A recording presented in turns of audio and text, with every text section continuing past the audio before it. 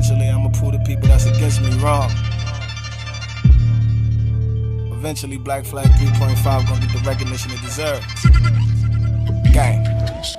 Alright, coming this way from you live from Harlem, East Side. We're here with my man Knocka. Knocka, what's up, man? What's the word, man? Good. Getting straight into this, man. I know you recently been working on your Black Flag 3.5. What made you start working on that? Alright, well, it was a time in my life where I had like this crazy huge buzz on Harlem. Then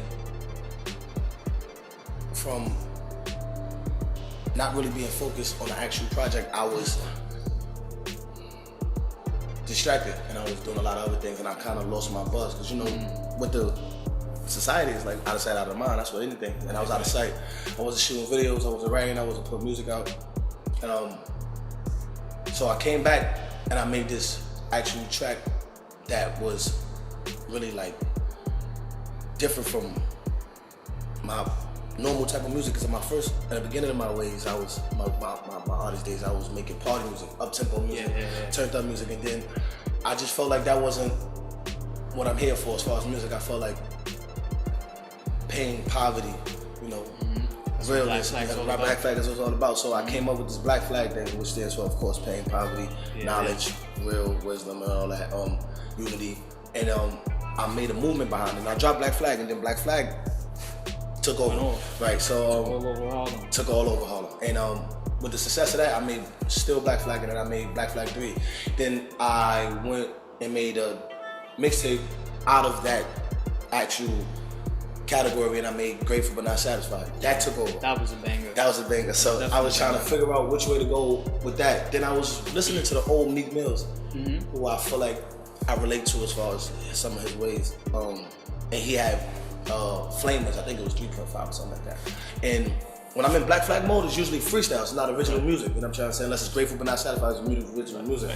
So when I came up with the idea to do Black Flag 3.5, I just needed to take a couple beats, instrumentals, sit down and just, you know, pour my heart out from there. So basically when I came up with that idea, like instead of making Black Flag 4, let me give him 3.5, which is gonna be a quick little 12-track type of disc and just try to like put it out there as me, you know, just wilding, lyrically wilding, and also being me at the same time, same artist here.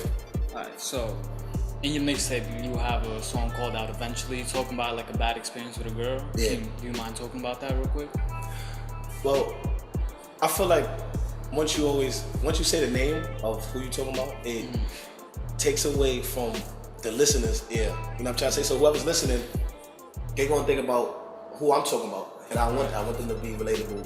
I want them to feel relatable from whatever their experience is. Right. So as far as who it is, I mean, it's irrelevant, but the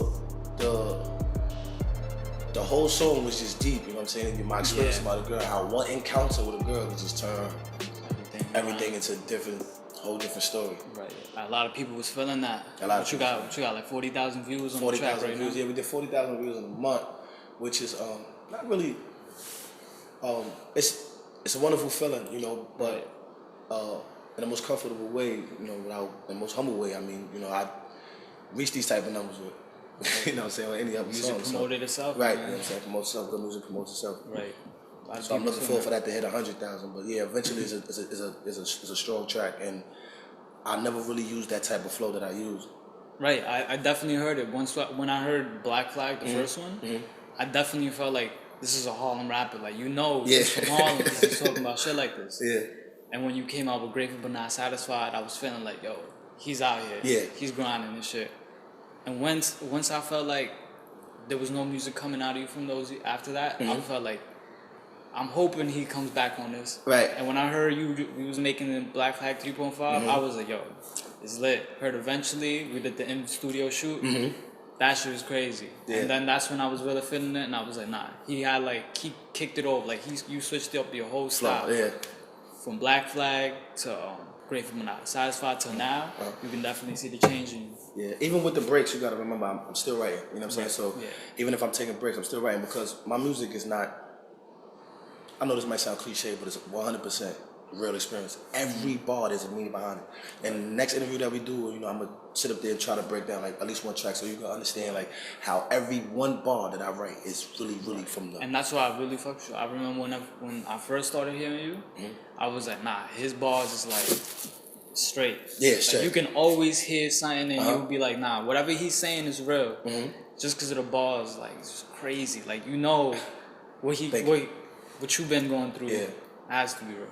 No, you can't come up with a bar like that and be like, nah, I didn't go through that. No matter who you are. Like if you look at it eventually, I said, as far as pertaining to girls, I said, you could give a bitch your all, and she gonna still want more. I done dealt with her insecurities and all of her flaws. She used to deep throat her and put her all on her jaw. Had no money for no bed. We used to sleep on the floor.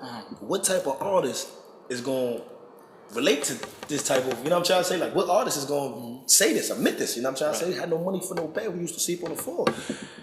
Hoes said they different. I can't tell these hoes apart still. Every girl that I met was telling me, like, you know, I'm not like these other hoes, but I couldn't tell it apart still.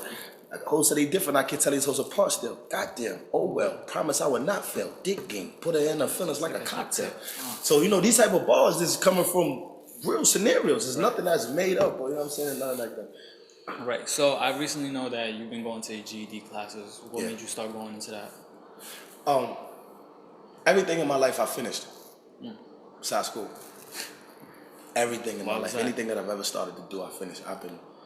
When I was 18, I inherited a lawsuit for over $1 million. So at this time, I'm like, the fuck I need school for? For what? I'm straight for the rest of my life. Right. And the reason why I felt like I was straight for the rest of my life with $1 million is, you know, because I'm from Wagner Projects, right? So it's like, you have this experience of nothing. So when I got $1 million, and the first thing that I took out was $20,000. When I seen that I had $980,000 left, I said, oh yeah, I'm rich forever. So in my mind, I got like $20,000 in my pocket, and I'm like, shit, this gonna take a while for me to blow, and I got 980 more? Shit, fuck school. For what? You know what I'm trying to say? But it was, that was the laughing and immature matter of it in the beginning. Right. And then after I blew it and I went broke, I really came to a point in my life where it was like, then I had to get myself back on my feet. And then I realized like, yo, you know, with these kids, man, I got a genuine passion, love for these kids out here. So I can't keep telling these kids to go to school and go to school and go to school. School is so important and I don't have nothing to show for it. So my real reason of going to school was, number one, finish what I started, and number two, to show these kids that, yo, we could be, I want to show them better than I could tell them that, you know, I got my shit together, get yours. What grade did you just like stop? I was at Rice High School. I stopped at 12. Yeah. Oh, damn, your last year? Yeah, my last year. Did you finish that? Nah, I got the law school and I just left. I didn't even go back to school. And I was in school with Kimmel Walker. You know, I just read about him getting a $40 million contract, and I was, you know, Dougie Fresh son, Salome and Dede. You know, I know them personally. Another guy who's a big accountant for Chris Brown. He just passed. Rest in peace, Kev Shaw. You know, and I'm seeing the way he's living, and you know, I'm looking at all these people that got themselves together and how they finished school. You know, and I got my money when I was at 18. It was just wrong timing. Right. And I just strayed from it. So you got a second single called She. Why did you decide to call it that?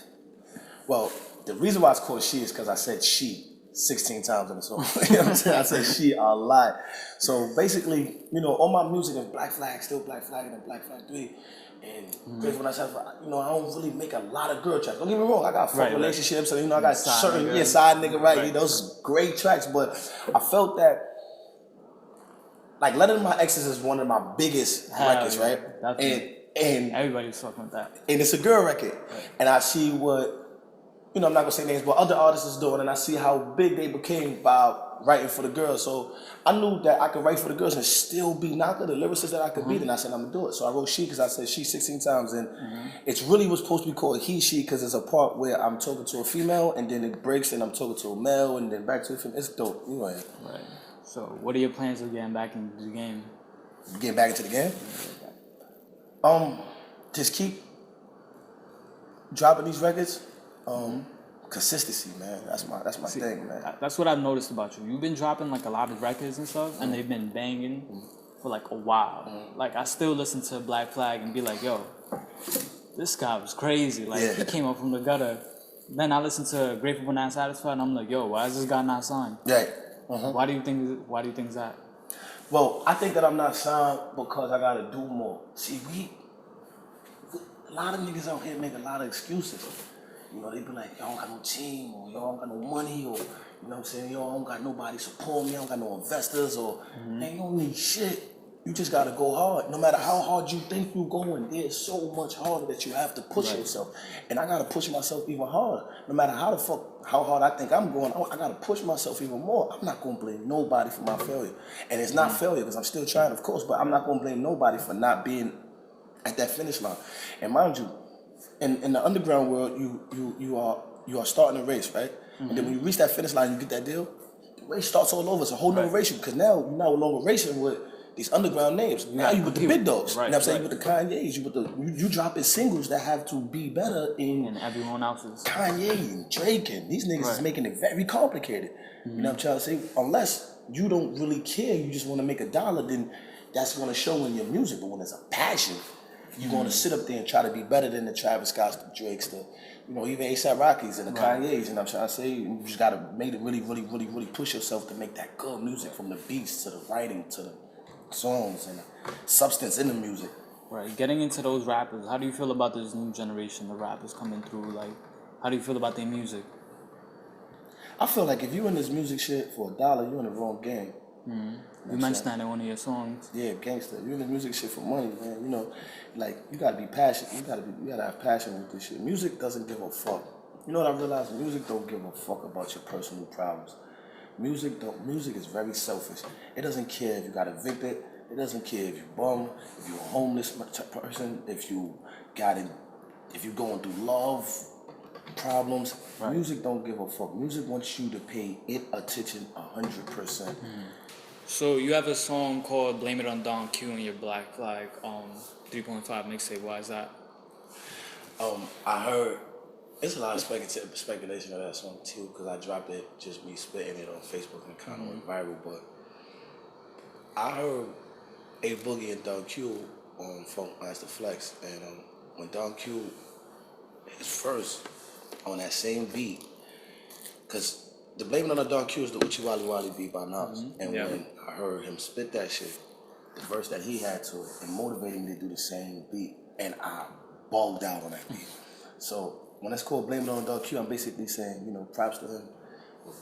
He's the reason why I'm doing this beat. He's the reason why I'm snapping on this beat right now. So basically, that's what that was about. Do you feel like you're the best in the city? Hell yeah. Hell yeah. Why is that? This ain't a, let me tell you something. This shit ain't up for discussion. None of that shit. There is not another artist who can lyrically compete with me. I don't give a fuck if you from Manhattan, Brooklyn, Bronx, Queens, Staten Island, Antarctica. As far as when we talk about the topics of real and lyricists, I'm the best in the city, hands down. If you break down, like I said, this is my first interview. If you break down the lyrics that I'm saying in this motherfucking music, you listen with your eyes closed, and you zone out to it, and you really take heed to what I'm saying, you're gonna feel you're gonna feel that pain straight up. I'm telling you, I did that to a lot of your songs, and that's just like. I feel like when you came out with, what was it? Real? That shit was hard. Realize everyone ain't loyal. Yeah. I was just like, nah, that's some crazy shit. Now have majority of society take this time out and do exactly what you're doing. Give it that shot. You know what I'm saying? Instead of whatever it is that you're out there doing, if you hear a Knocka track, just listen to it. And you'll understand the cockiness. You'll understand why I feel that way. Mind you, I've been in this game 12 years. I've been relevant for 12 years. Right. Fuck a deal, fuck all that shit. I have a lot of things on my resume that another person can't tell you. They can't tell you they got songs with Nicki Minaj. They can't tell you they got songs with Max B. French Montana, YG, no deal, no money. Right? No money, no nothing. Over 10 million views worldwide. I never had a manager. I never had a motherfucking, I never had a promoter. I never had none of that. I never had nothing. I created myself. I created the name that I made. My actions is what made me legendary in my city. Do you feel like religion should be chosen by a household? Hell no. How come?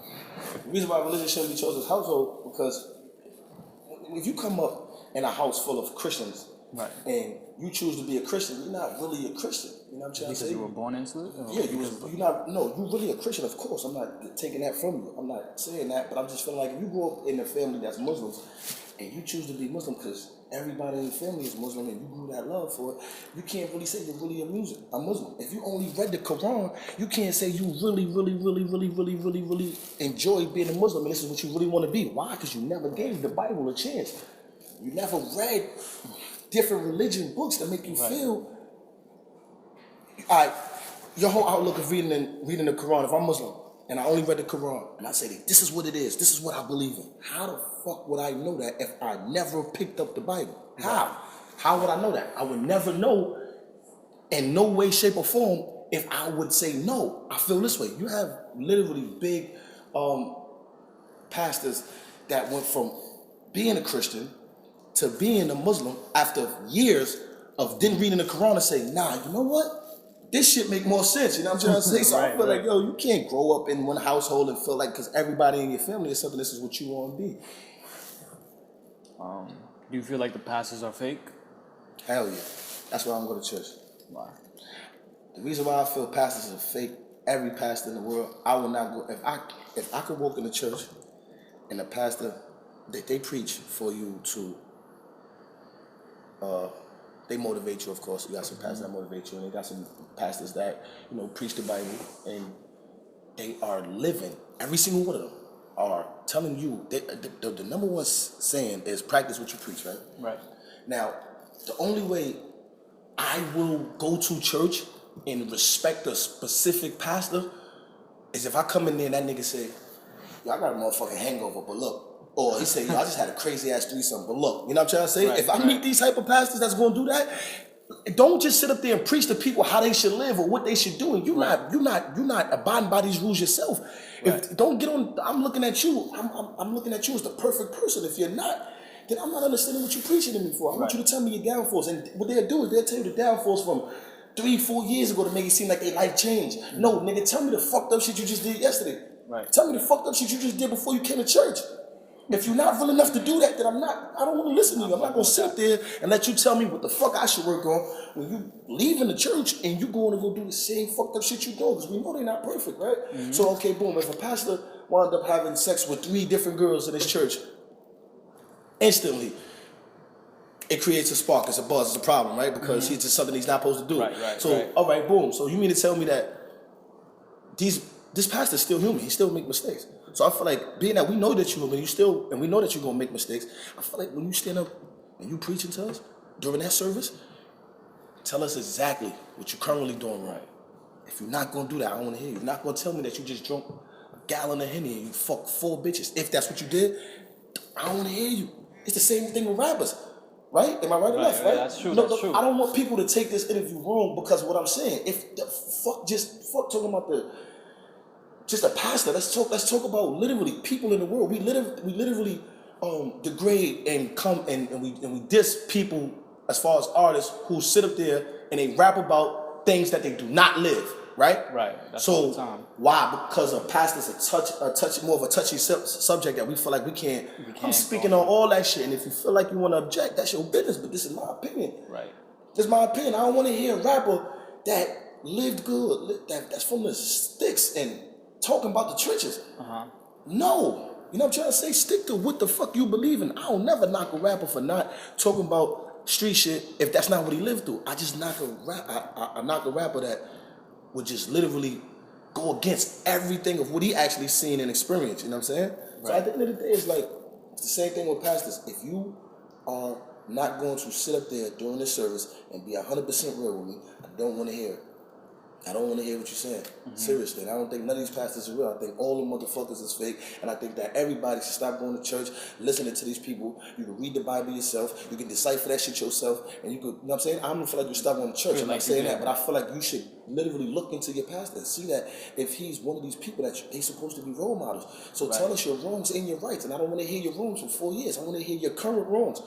Right. Now, I can't say every pastor's fake. I don't know every pastor, so I take that part back. But I do want to say that I haven't met a real pastor that's going to keep it 100% authentic, that'll make me go sit for an hour and a half testing a service or 2 hour service or even a half an hour service. If I feel like you're being fake, I'm getting up, I'm walking out. That's even if a girl is in my face and she's not keeping it 100% authentic, I'm getting up and I'm walking away. Right.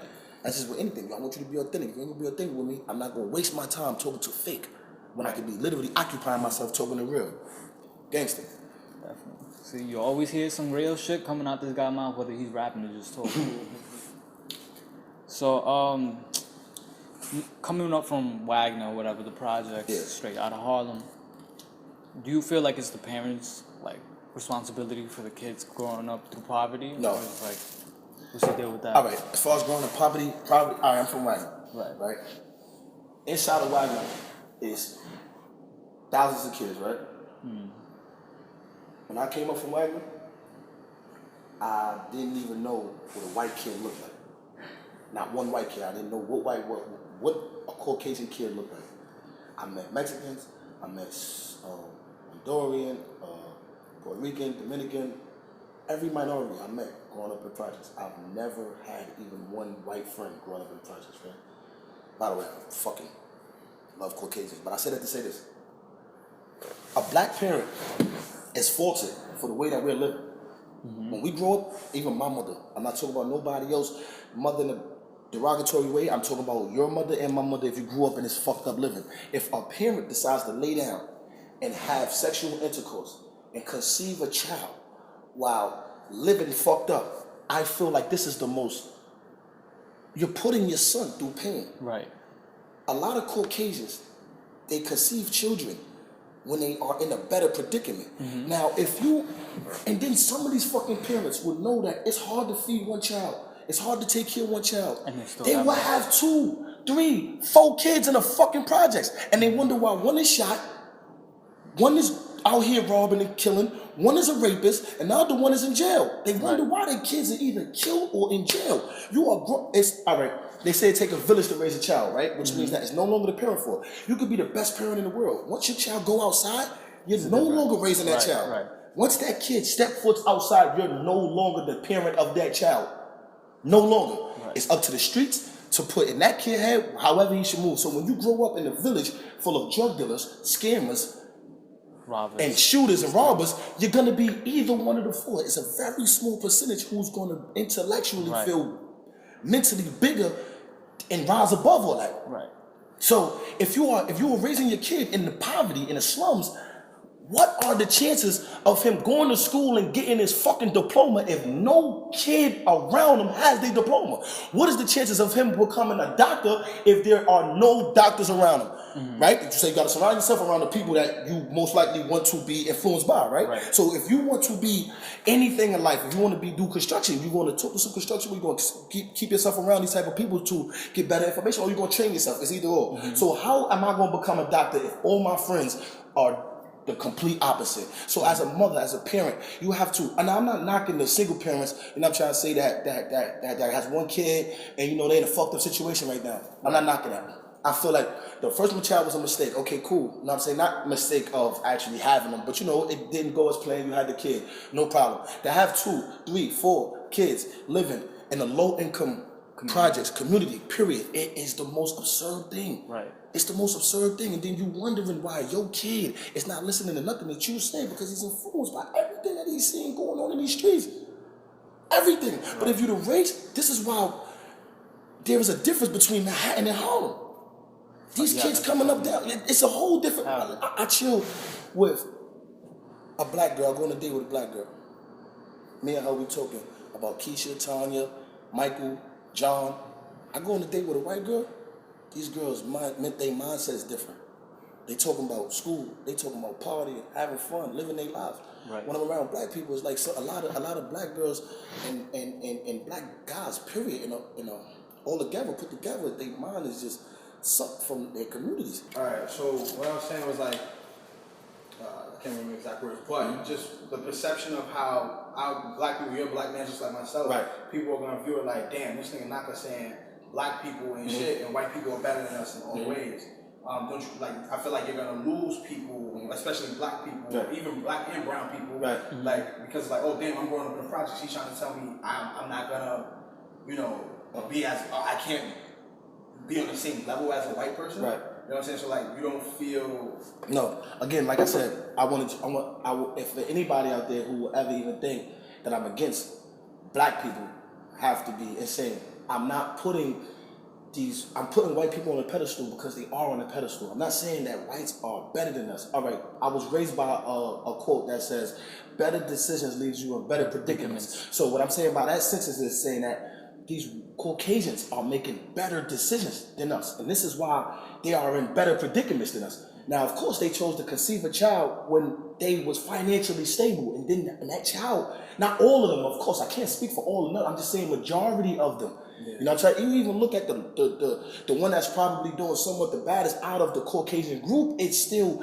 not a 0.25% of what a struggling black mom is going through. And that's because she chose to have that kid at the right time. You know what I'm trying to say? Even if Tom, the Caucasian father, is not there, the mother is still already in a predicament where she could do it on her own financially. You know what I'm trying to say? So like I said, like you told me you was from Highbridge, right? Yeah. How much Caucasians live in your area? No. How big is Highbridge from as far as radius? Yeah, because it goes into Washington Heights. It goes into Washington Heights. So we talking about 15 block radius, 20 block radius, a mile long, maybe like 2 miles. About 2 miles long. And how much Caucasians you exposed to? Besides if they going to the Yankee game?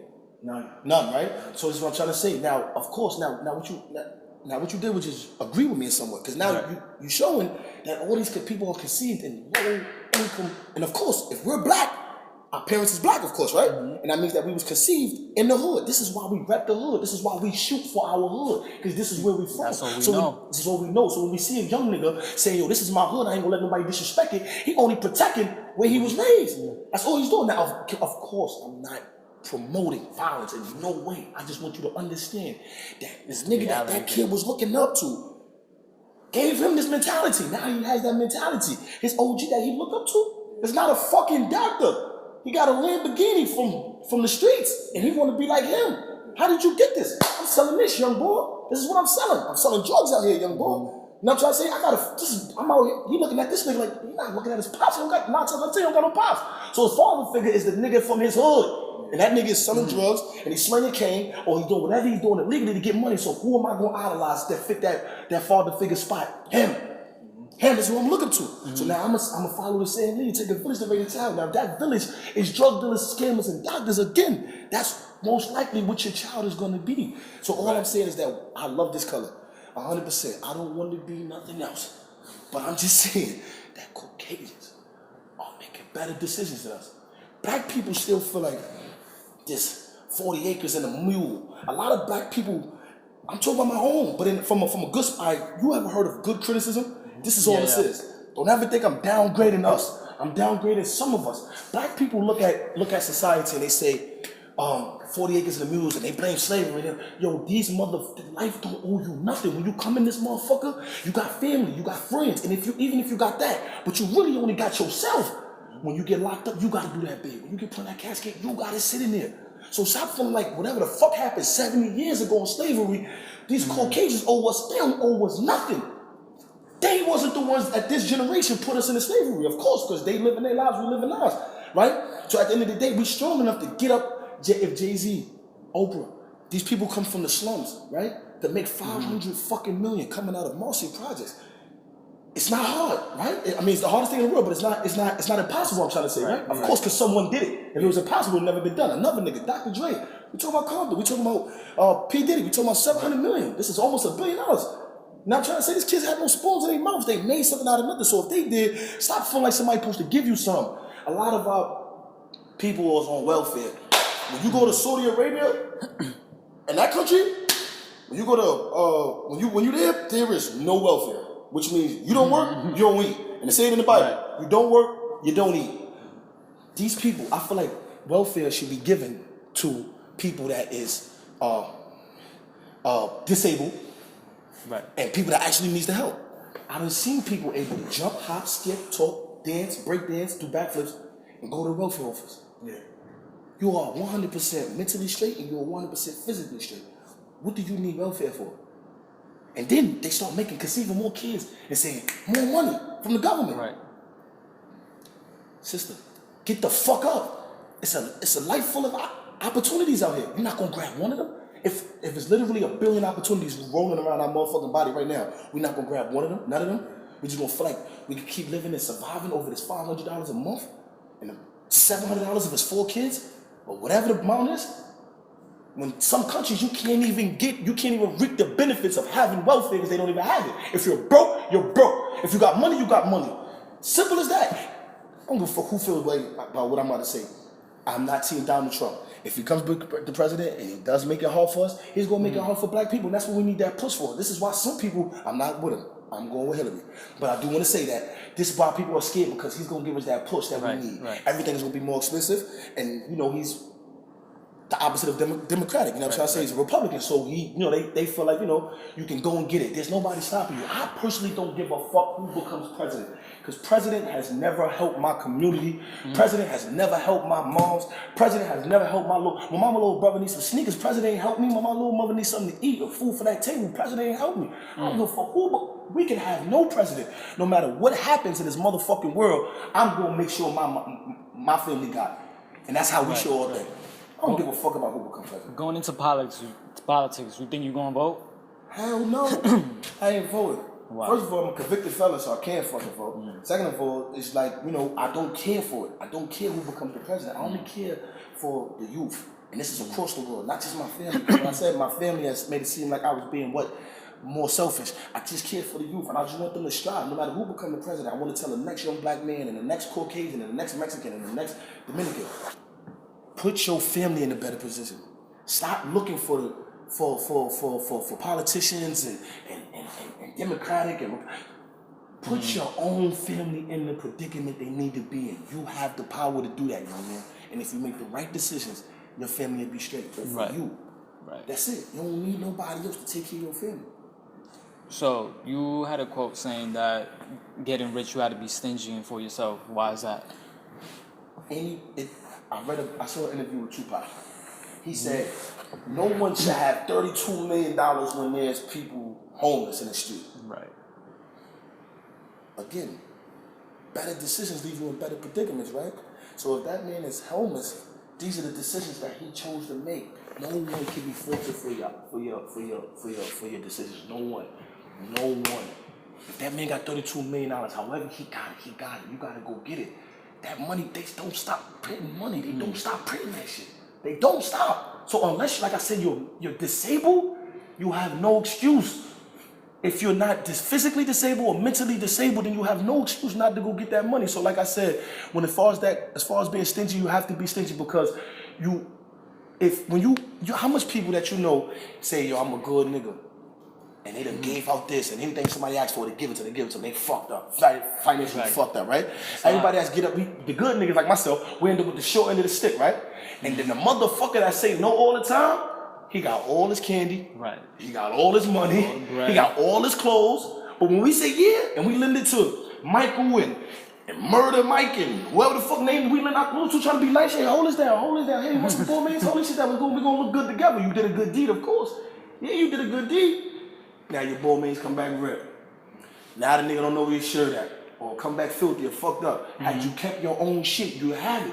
And that's the same thing with money. If you keep your own shit, you'll have it. Right. Jay-Z said a quote, said, I can't help the poor if I'm one of them. So I got rich and gave back to me. That's a win-win. He was one of the poor. He got rich. He kept his motherfucking money. Now he's rich. Now people might look at that as fucked up. Pac is my idol. I disagree when he say that everybody should be treated equally. No, I feel like this world is set up perfectly when you gotta get up and you gotta go get it. I don't give a fuck about your excuses. And when you get it, you take care of yourself. Stop looking out so much time. It's okay to say no. It's okay to say no. Because that person that's begging you, he or she is gonna find a yes from someone else. Just don't let that be your loss. Now, mind you, how many times you done loaned the nigga $30, $40 and he paid you back the $30, $40 that you loaned him? Fuck benefit did you get from that? He just took the money out your pocket for however long. Sometimes if he even give you back the $30, $40, then sometimes they give you back the same amount that you already had. When a bank give you a loan, it's interest on that motherfucker. So we gonna give you this money, you gonna give us this back. So therefore, it's a reason why I did it. Everything has to benefit you, and that's how you gotta start looking, because the more you keep being this nice, I see people 67 years old, like, yo, I'm nice, I've been nice all my whole life, and they don't got shit to show for it, because they gave it to everybody else. Hold your shit. And that's just how they gotta go. Take care of your family, hold your shit. No matter who the fuck they what, you could be a good person all you want. Guess what? If your words can inspire a person to go get you, go get himself what he asking you for, then your money can't either. And I don't think nobody in the world is going to understand the deepness of what I just said. If your words, if your motivation to that kid, if he's asking me for a shirt, if what I'm telling him verbally to persuade him to physically go get that $600 in Vinci shirt he want, and he mentally doesn't understand anything I'm saying, to go get it on his own, then my money for him to go get it on me is nothing, right? Because I'm going to give it to him. Now guess what? When it's time for him to go get another one on his own, he's going to have to come to someone else. But if he learn how to get it himself, he going to always know how to get it, right? That's how it is. Keep your shit, bro. Them good hard people, we last long as far as life. Right. But we die with nothing. And the stingy niggas die with everything. How the fuck does Bill fucking Gates has $81 billion? Could we even imagine? $81 billion. God damn. Whoa. And we sit up there and we giving out the little bit that we got. And a nigga with 81 billion is not that giving. Oh, nah. It's something going on right now that I need to start taking heed of. If these motherfuckers is stingy and they got $81 billion, I gotta do the same thing. You gotta make sure yourself is right before you can fix anyone else. If you're not right, I'm gonna make sure. If I'm not right, I'm gonna make sure you're right. I'm gonna set you straight if I'm not straight. You know what I'm saying? I gotta make sure I'm straight and then I can make sure you're straight. But my straight is, I wanna make sure I'm straight to where even what you asking for can't even hurt me if you don't do right. So even so going into the next question, how is this generation different from yours? Like, I'm a youngin' and like you way older than me, but like I'm saying, like we come to see like I was 40 years old. How old are you? I'm 17, bro. 17, oh yeah, I'm way older than you. You're right. But I'm saying we come from the same hood. Like you was growing up in Wagner. I'm from 119th and Second. That's like right we're right there. Yeah. I went to school in 119th. Right. Yeah.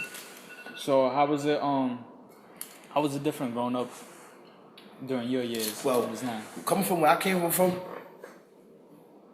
man, fuck where I came up from. In my genre, I mean, in my generation, when you coming up and you curse, your mama ain't gotta be the one that heard you. That motherfucking adult right there that's sitting right next to you, whoever he is, he smacked the shit out you. He brought you to your mama. Now you got two whippings. She got the whip. You got your ass whipped by that stranger, and then when you went home, she whipped your ass too. Nowadays, since we're not the father to these kids, you know how much kids I done heard? Like, to this day, I see kids and they cursing. I tell them to stop cursing or whatever the kids may be. You know, they familiar with my popularity, so, you know, they most likely respect me. But, you know, it's like, that's not my kid. So, I can't do nothing to that kid. But when I was coming up, that's not how the feathers in the, because mind you, where I came from, you know, everybody is the same. These are the same niggas that's going to put $1 in your pocket if you ask for it. Yo, OG, what's up? Can I get $1? He going to give you $1. No problem. But he also telling you, yo, I'm gonna give you $1, I'm gonna set you straight when you need to be straight, right? But if you're also doing something wrong, I'm gonna put you in your place. So this was also my parent right here too, you know what I'm trying to say? Right. So if I see him, just as I couldn't say the F word in front of my moms, I couldn't say it around him neither. Or if I'm bullying a kid at the moment, I'm not gonna say bullying because I don't promote that at all, but if I'm going at it with somebody, we have an argument, I'm talking crazy, you know what I'm trying to say? He gonna put me in my place, grab me up. I'm talking about grab me up. What you doing? What you doing? You stupid? Are you dumb? This how you was raised? You got manners?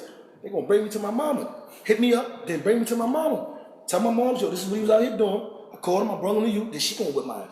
Now I gotta sit in the corner or go to my room. So I was punished twice. These kids out here, the older heads are persuading the kids to do what they do. I done talked to an OG before who seen this young boy. I'm not gonna say his name, but son of shooter, full-blown shooter, right? He's hot-headed. He get upset, he see his oppositions, he shoot. No stopping him. And I talk to him all the time. And the only time he doesn't act is when he's around me. So I'm talking to another OG that's older than me, twice as older than me. So he like, yo. So I'm coming out the car, I see him talking to the kid. He like, yo, I like this style, youngin'. I like this style. You keep this shit with you, your gun all over. I bet you got that shit on you right now. Yo, B, that's real, B. Hold yourself down, nigga. Like, I like the way you doing it, my nigga. You protect your motherfucking turf as you should. Right. What? You just told that little nigga to throw his motherfucking life away. What are you talking about? You like what he's doing. He's only shooting. The kid doesn't go to school. The kid doesn't even give a fuck about girls. He doesn't even care to have sex. This kid I'm talking about, he doesn't even care to have sex. His mentality. His adrenaline, his mentality is racing off of pain. He wanna hurt. And this is what you telling him? You like what he's doing? So this is why I feel like it differs from our generation. Like, you know what I'm saying? This generation is raised by OGs that's, you know, they scream stop the violence, but they don't do shit about it. You know what I'm trying to say? They don't grab these little niggas up, smack them up, and bring them to their parents. And if you do smack them up nowadays, I'm not going to bring the OGs with that, because if you do smack a kid up and bring him to his parent got a problem with it. So now you got to deal with that. And that's because majority of these parents out here is 17, 18, 19, 20 years old, so they don't understand that this is how it's supposed to go, because that village is raising your child, right? So again, back to that what I was saying before, right? Village raising a child. So if the village nowadays ain't raising a child, they are pushing the child to do exactly what he's doing, and this is why this generation is different from us. Literally, I came up from snitches get stitches.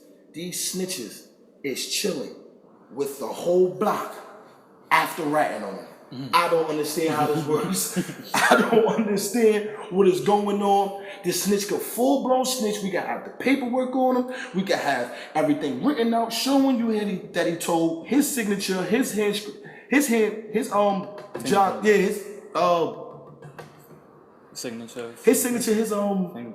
not fingerprint, writing, statement, full statement. You know what I'm saying? Written out and put it in your face with his name under it, and the motherfucker will be like, "That's my man, though."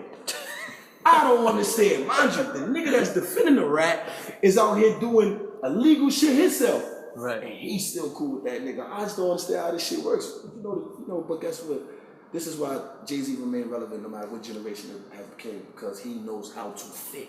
And still be Jay-Z, but fit into any generation that comes. And this is why he's gonna last so long. And that's what you gotta do. You can't complain about the generation. A lot of these old heads out here, like these old hip-hop artists, be like, yo, these niggas ain't back.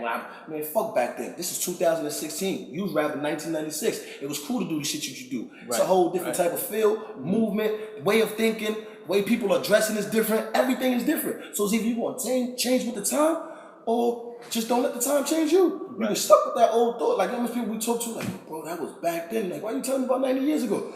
We don't give a fuck if you was hot back then, bro. Listen, this is what's going on now. We got niggas like Jay-Z that can still make a #1 record right now. Right. And he was at the same time as y'all. So how is Jay-Z able to make a #1 record now, but you not? I'm lost. Bro, you fit with the time. That's the only way you're going to excel, is if you stick with the time. Well, that's time, you let time pass you by. You're just going to keep being the same nigga that was dwelling on yesterday. Right. Wrapping it up, I want to ask you, why haven't you like started a whole family? Like, what's up with that?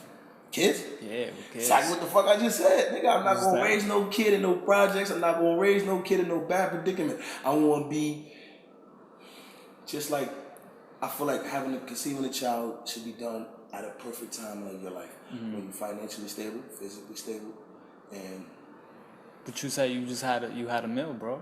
I had like, a meal, and I got a meal at 18, so I made I made a lot of room. They gave me the money too quick. I was only 18 years old. Right. And I feel like a person coming from absolutely nothing, and you shove him that load of money into his face, anybody's gonna do exactly what I did. I was reading about Nick Cannon. And he said he got his first $100,000 check. Now he had a mentor named, Will Smith. Right. Will Smith was his mentor. And Will Smith, he wanted to go buy a range or something like that and go, So Will Smith told him, listen, don't buy that car. You only got $100,000. Don't go spend it like that. So Nick Cannon wound up crashing the car. Something happened with his insurance, couldn't get it back. Went broke. Helping the family, went broke. And then he made a vow to himself, like, I would never do it again. You know what I'm trying to say? And that's basically what happened with that situation. So he got a chance to bounce back. I'm just waiting on my chance to bounce back. Not financially, because, I got myself back. Of course, I'm going to make sure I eat no matter what. You know what I'm saying? I'm not going to be one of those ambitious, motivational speakers, and I'm not myself. You know what I'm trying to say? So we're not having $1 on me. You know what I'm trying to say? I'll make sure I'm financially stable. But, so, like I said, the money was given me too early. Had it been given to me now, it would have been a whole different ball game. You know what I'm trying to say? But yeah, I'm going to definitely have a baby when the timing is right. Right. You know what I'm saying? When I'm good and everybody around me good. And mind you, I already got a family now. That's somewhere still in the hood. So let me take them out, plus myself. You know what I'm trying to say? And then, you know what I'm trying to say, think about moving from them being straight after setting them straight. Because mind you, they've been my family this whole time already. Duh, right? So I got to make sure that they good. Let me take care of them, and then I can bring the new ones into the world. You know what I'm saying? And just, find a girl settled down. And that's the thing I feel about settling down. It's like, it's called settling down, so there's no age limit to it. It's just up to yourself. Right. That's why it's called settle down. That's why you cannot be one of these people that just had one relationship, two relationships, and think that this third relationship won't work for the rest of his life. No, you haven't lived yet. It's not gonna work. It's not gonna work. If it does, it happens really. There's always this crazy, special, certain type of people that get some type of luck, but that's not gonna happen with you. You have to live first. If you haven't lived till your body is ready to settle down, then you will constantly keep having bad relationships. And you gotta let your significant other live. You know what I'm trying to say? You gotta let him do what he wanna do and live his life. You can't lock up these girls down at 16. You can't lock these guys down at 18, 19, 20. They haven't lived yet. Right. So he loves you, yes. He wanna be with you, yes. But he's cheating and everything because he don't really know what he wants. And this is what he's trying to figure out. What exactly do he want? You know what I'm trying to say? And that's just all it really is. And that's what it comes to as far as myself. I'm gonna settle down when I feel like the time is right. And I'm financially stable. Now, before we exit out of this, I just want to say one more thing.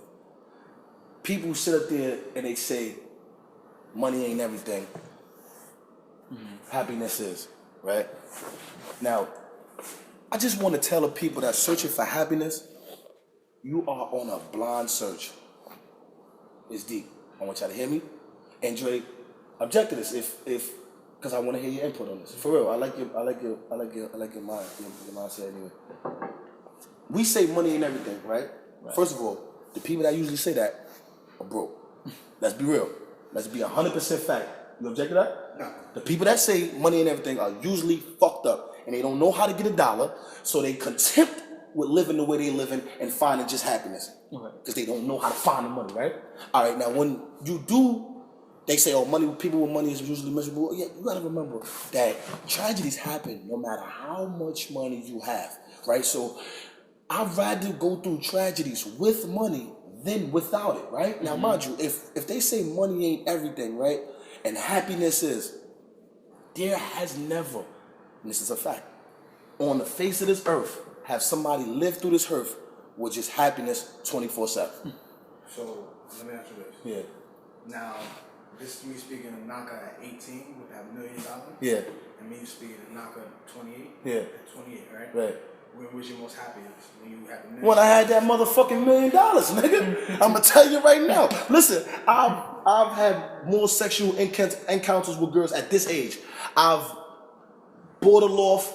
I've bought jewelry and then did a lot of the things that I did with money that I went and got rather than money that was given to me.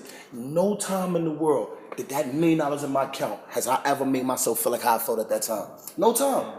No time. And I'm much more smarter now. You know what I'm trying to say? And I don't play and I don't sit up there and let it plague my mind about what I blew. But nigga, when I had that $1 million, shit. You know what I'm saying? Shit, nigga, that shit felt good. You barely want to sleep.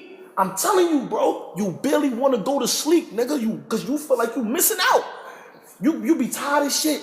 I was sleeping in my car, me and homeboy. Y'all know what I mean by homeboy. Yeah, you know what I'm saying? The rapper nigga. So me and him would be sleeping in my car, waking up like, what we gonna do today? It's limitless, you know what I'm trying to say? So we could get up and go do whatever the fuck we wanted to do. So when I had that image, like we waking up like, it was like, I was Pinky, he was Brain. No, I'm Brain. He was Pinky. So he'll be like, yo, bro, what we gonna do? The same shit we try to do every day. Take over the world. We in the car. We sleep for 4 hours, not even washing our dick, not even washing our body. We gonna go we dirty as hell. We gonna go shopping, put brand new clothes over our dirty ass body, put our jewelry back on, and that's how fast we was living. We was living fast, but sometimes 1 or 2 nights we didn't even shower. We got new clothes on with no shower. But I got an M. I got $1 million. Right. Fuck gonna tell me what? This is my mindset. The money was literally taking over everything. Everything. It's not something that you can control. So when you bump into somebody and you're telling them like, yo, you letting the money change them, you have to sit back and understand that it's not the money that's changing them. It's not the money that's changing them. I mean, it's not them that's changing. It's not their fault. Right. It's the money that's changing them. That money is powerful. Once you get it, it's not your fault how you begin to act, especially if you ain't used to have it. So sometimes you gotta let them get accustomed to having money and then try to alter their decisions about how they treat you. If they're not accustomed to having money right now, they don't give a fuck about your friendship. They don't give a fuck about your friendship. If I got $60 million, you tell me, yo, Knock, I ain't fucking with you no more. You think I give a flying fuck? Hell no. I don't give a fuck if my man tell me I done lost friends, bro. Nigga, if I got 60 men, you tell me you not fucking with me no more. I'm gonna go get me 14 white bitches. We gonna go hit up some motherfucking condo, duplex condo, and we gonna play loud music and live life. You think you not being my friend is on my mind? Hell no. So this is what I'm trying to tell you. You gotta let a person that just got the money, if they are changing on you, you gotta let them get accustomed to it and then change and stop looking for happiness, because no matter how happy you are at any point in your life, then we go back to the initial thing I wanted to say. No matter when you search for happiness, you're not gonna have that all the time. So you could be, let's say you're just happy with everything going, right? Mm-hmm. People say they search for happiness. So now you search for it, you find happiness. Tomorrow, your grandmother dies. Now you back sad. So you done wasted all this time when you could have been getting money. You done wasted this time searching for happiness. Now you sad again. Now when your grandmother died, guess what you gotta do? You gotta deal with that pain, right? Now you gotta search for happiness again. Now you're searching for happiness again. Now, of course, searching for happiness takes time. Time is what? Money, right? So now, fuck money though, right? Because these people say money ain't everything, right? So let's say you're searching for happiness. Okay, now I'm searching for happiness. Okay, she's a girl. She got the nigga she want. Oh, that's bae, that's boo, this, that, and third. She with him, right? Everything going good. He doing everything for her, texting her. Time is right. She's with him. She's happy. They having sex. The sex is good. Everything is going right, right? That nigga gets caught with Tanya. Now she's sad. Again, right? So she was searching for happiness again. Now she's sad. Now she got to search for it again. Searching for happiness is the same as searching for $1. The only thing about $1 is you can have it and you can hold on to it. Happiness, you can't control, because there's tragedies in life that has to happen to you. I don't give a fuck who you are.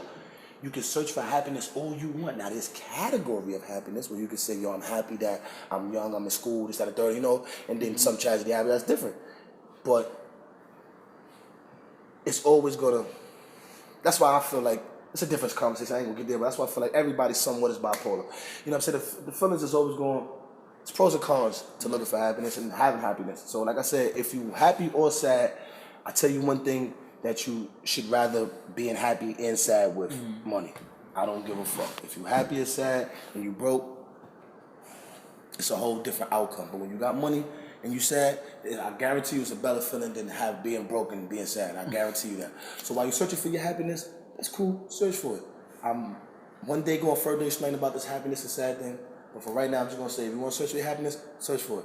But I would advise you to search for the money first. All right. Then find happiness. Because the money is what you're gonna need. We need that to survive, we need that to eat. We have to eat. Our body has to eat. And we have to pay for food. You know what I'm saying? The way this world's set up is just we have to survive. In order to survive, we need money. Right. So if money is not everything, how our lives ain't? So if you're telling me money ain't everything, then you're telling me my life ain't everything, my life ain't everything, right? Because I need money to survive. So if money is not everything, and I need money to survive, are you telling me to die? I don't get it. If money's not everything, if we need money to survive, how am I gonna survive? Right. If happiness is, I've never seen the nigga pay his rent off of happiness. I've never seen the nigga pay his motherfucking bills by saying, you know what? I'm happy, bro. You can cash that? You know what I'm saying? You can't take care of your daughter. You can't do nothing for happiness, bro. You can't take care of your family. You can't take care of yourself for happiness. Happiness is just an emotion. That's all it is. Don't dwell off emotions. Get the dollars. I had read this quote where it was talking about you can't buy happiness, but you can't eat with love. And that shit stuck with me for a while. That's the realest shit ever. There's so many books, there's so many things out there. Now, mind you, everything that's coming from me, that y'all hear from me, is nothing that I've read and I'm feeding to y'all heads. I didn't read none of this shit. This shit came from me and my experience of life. Now, of course, I'm gonna have people that be like, you know what? And a lot of people gonna take clips of this interview and post it and shit like that. And a lot of people is gonna also have a problem with it. And I'm cool with that. But one day, I hope that I can sit with that person and have that debate with them and tell them this is why I'm feeling the way I'm feeling. This is why I'm feeling the way I'm feeling, because I went through this, that, and third, you know what I'm saying? So maybe if you would have no two steps on a life, you know what I'm saying? My life is never the same as yours. Even if we was twins or triplets or quadruplets, we had never had the same life. So we could chill with each other every day. We still don't have the same life, the same problems. We're not the same person, that's why. So I say that to say this. You can object or you can agree. I would just want you to, if there's something that's in this actual interview or conversation, however you put it, that you have been disturbed about, I would like for you to hit me up. You know what I'm trying to say? Tell me, yo, listen, You said this in this interview. Explain. And all I can do as a human being is tell you why I feel this way. That's all I can do. Nothing I'm saying is for you to feel this way. I just want you to understand that this is how I look at life. And I think that I look at it the right way, just as well as you have your outlook. Everybody has different aspects of life. You know what I'm saying? And this is my outlook on life. And I have my reasons of looking at life the way I do, right? Because I've lived my life. I didn't live your life. So I don't know why you would be objective to what I say. Because there's something else that you didn't experience that I don't know about that make you feel otherwise. Right? That's just all I gotta say. I just feel like everybody take questions, you know what I'm saying? I mean, ask questions, you know what I'm saying? Don't feel free to just take clips of what I'm saying or, you know, make memes out of it or disrespect anything I gotta say, you know, when literally you could just hit me up and I'll answer. Right. That's some real shit. Yes. Right. But, to wrap it up, Black Flag 3.5 will be the hardest, lyricless, pain, powerful mixtape. And I want y'all to know that there is nobody better than me. As far as legendary and hard, none of these motherfucking rappers can sit with me. As far as my background, as far as the work that I put in, it ain't equal. And I have rights to feel that way. And one day when I drop my documentary and I get where I need to get, it's gonna take for me to get signed for the world to see and understand. Because then I'll be able to fully give them the story. But I'm bigger than who you think I am, although I come off as humble. But a lot of motherfuckers get humbleness confused as you being an equal. We all equal, yes, but it's levels. When a person that's being humble to you, you know, a lot of people tend to take that and feel like they on the same level as you. This is why I see why celebrities are cocky. Because they want you to know we're not on the same level. I'm not finna joke with you, play with you, none of that. We ain't equal in no way, right? You gotta be humble like Kanye. Gotta be humble like Kanye. But Kanye thinks so highly of himself. And the world gets threatened when they see a human think so highly of themselves. Right. Even from a Kanye to a Dame Dash. People looked at Dame Dash as a fucking joke. Yeah. When everything in that Breakfast Club interview was authentic. I'm laughing at once. I didn't find none of that about you being your own boss a joke. I didn't find none of that a joke. I didn't like the jokes about it. I didn't like the memes about it. And I want to one day have a conversation with Dame Dash because I feel like we have somewhat of the same outlook on life. That's another story. Black Flag 3.5 is going to be the best motherfucking tape out there, man. Shout out to 99 kilograms. Shout out to my homie Dre. You know what time it is. He's not coming through. Some bitch hit my phone saying rap no good. I told that bitch she bugging. See what it did for Rocky, you see what it did for Keith. What about A Boogie? Now watch what it do for me. Once I get a rap check, I'm washing it through the street.